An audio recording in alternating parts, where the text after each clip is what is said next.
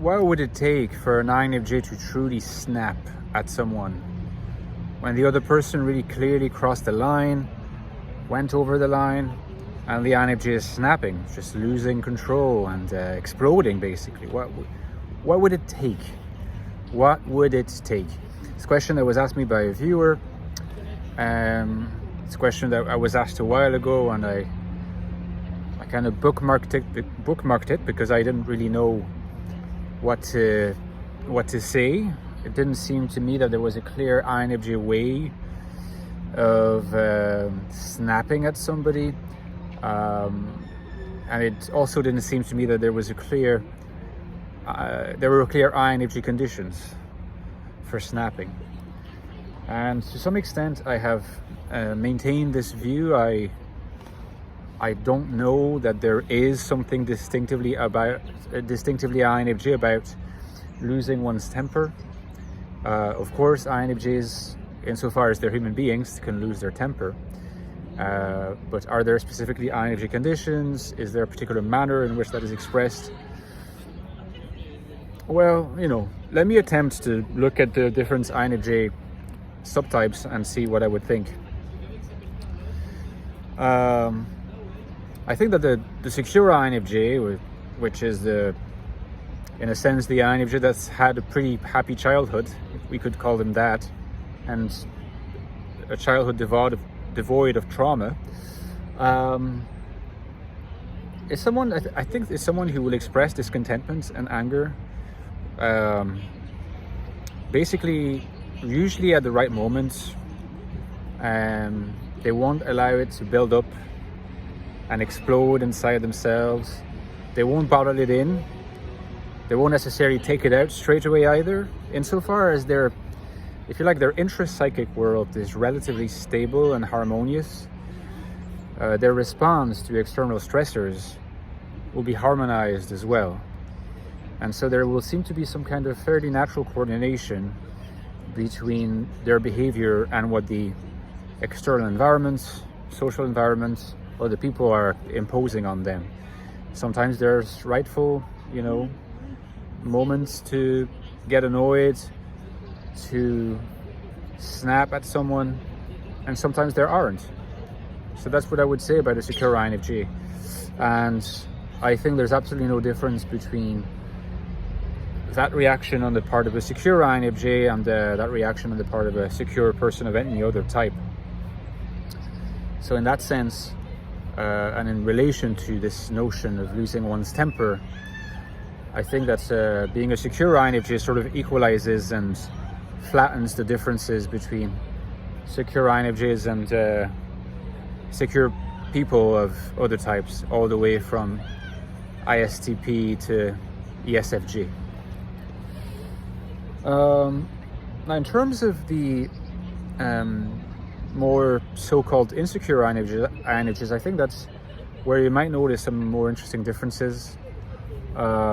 Certainly the more compliant kinds of INFJs will spend great effort trying to not snap, because they are afraid of it. They're afraid of their own aggression. Always keep in mind that compliant INFJs are afraid of their own aggression. The people that they're trying to buy, to purchase legitimacy from or inclusion from, the people of the wider group, sometimes not quite intentionally, exercise a kind of dominant position toward them. And that's why I call these INFJs adaptive submissive. Their mode of adaptation is through a certain kind of introjective submission to the rules and roles of the wider group. So this INFJ is because fundamentally this INFJ is going to actually bottle up and repress a lot of resentment, a lot of anger at these people and at themselves. But they'll redirect it toward themselves only. That's what the repression does. Now, you might certainly imagine a situation where the unconscious being actually a finite unit. This is something that's in regard to which I think Freud has it right, and Jung probably is not quite clear, but probably has it wrong in the sense that there's just a finite quantity of things that the unconscious can contain. So you cannot repress indefinitely, you cannot bottle up indefinitely, and it's certainly possible to imagine a compliant INFJ who's had enough and who's not able to repress anymore. I think they would act out. I think they would have a temper tantrum, which would very much look like a crisis of nerves. It wouldn't necessarily be very coherent in their indictment of other people. It wouldn't be targeted. It wouldn't be very eloquent. It wouldn't be very authoritative. It'd just be a tantrum that is like tantamount to the sudden freeing up of all this contained, repressed resentment. With a solipsistic INFJ, situation is tricky because solipsistic INFJs don't repress that much. In some ways, you might argue they don't repress enough, but they create. It's almost like psychically they don't repress, but they manage to do that through a certain kind of repressive environments that they set up for themselves, where they are withdrawn, don't engage with people very much, and have a lot of control over who they open the doors to. So that's why you see these INFJs often online. And what I have found is that there's no tantrums, there's no crisis of nerves. There's either a kind of indifference to whoever might, in other conditions, have made them angry, might have made them snap. They can just ignore them. They have that kind of ego defense against that by just essentially considering you're not part of my inner world, you don't matter. So there's a lot of that. What I've observed as well, perhaps in those solipsistic INFJs whose TI is more developed, because they exist too. You know, there's the pure NI solipsist and the NITI solipsist.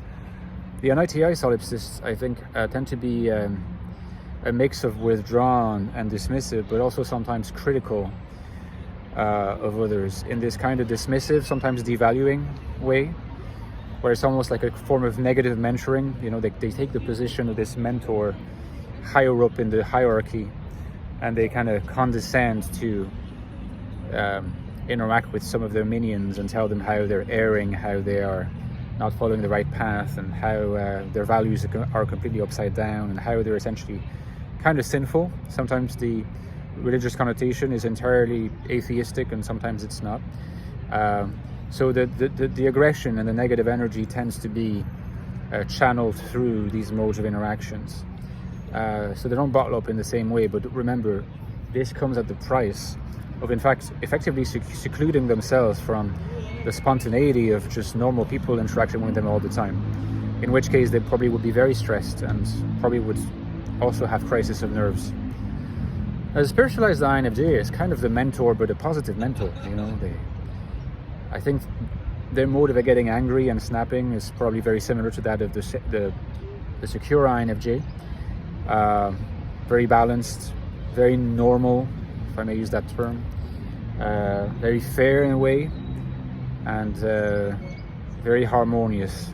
Sometimes it's right to get angry, sometimes there's no need to express it. They kind of have developed this intuitive notion of when to do it and when not to do it. But often the way they diffuse that is through positive mentoring. So they anticipate, you know, a situation where someone might drive them to the edge and kind of proactively interact with the person to fix the issue. Often through leading by example and trying to change the perspective of the person. So they have a more transformative effect, more transformative than the secure INFJ, because they have been through themselves through a pretty dialectical process of transformation. So let me know in the comments what you thought of this video, guys. If you want to know more about INFJs in the modern world, you should read this book, The Infinite Soul, INFJ Life in the Modern World. It deals with all these issues of how INFJs can lead a life that is authentic to who they are in the world today, in a way that is actually conducive to their fulfillment, their purposeful, a sense of purpose and meaning to their lives. This book to get, guys. The link is below. And his predecessor is also worth getting. You see, it goes very well together with the first one, the Ecstatic Soul, which is more an in-depth look at the inside of the INFJ mind. What is the INFJ mind like? What's it like to be an INFJ and to think like an INFJ? This is the deepest investigation into the question that you will find online. Check it out, guys. The link is below as well, the Ecstatic Soul. As usual, guys, the lifeblood of my channel is my Patreon page. I'd be so immensely grateful if you considered supporting me. I depend on your donations. It's almost my sole source of income, and for videos and everything, and it's what keeps me going. So if you would like to support me, the link is below to my Patreon. Note that you would be given access to bonus content videos every 2 weeks. For example, recently I released a half-an-hour video on SE and INFJs, so that's a Patreon exclusive. We are probably going to open up a Discord soon, and you can access to the community in other ways. You get access to me, lots of good stuff. So hopefully see you there, and I'll talk to you next time, guys. Bye-bye.